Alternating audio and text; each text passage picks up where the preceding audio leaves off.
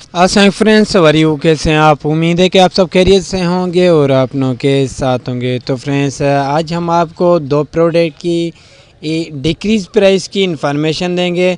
तो फ्रेंड्स, ये प्रोडक्ट इनकी प्राइस कम होने के चांसेस हैं और हो भी चुकी है।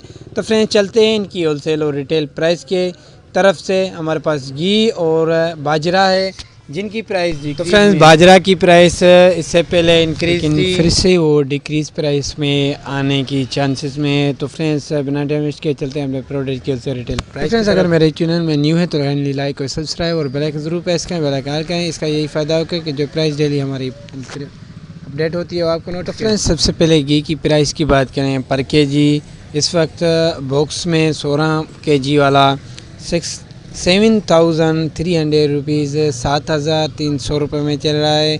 और इसके साथ साथ 100 ग्राम जो है वो 2,850 रुपीज़, 2,850 रुपये, जिसमें 60 पीसीज़ हैं। तो फ्रेंड्स, इसके साथ साथ मुख्तलिफ़ प्राइसेस हैं जिनकी कम हो चुकी है। तो फ्रेंड्स, इसके बाद बाजरा है। बाजरा की इस वक्त जो प्राइस है रिटेल प्राइस में इस वक्त पर केजी 140 रुपीज़ चल रही है, 40 से लेकर 30 रुपीज़ तक भी।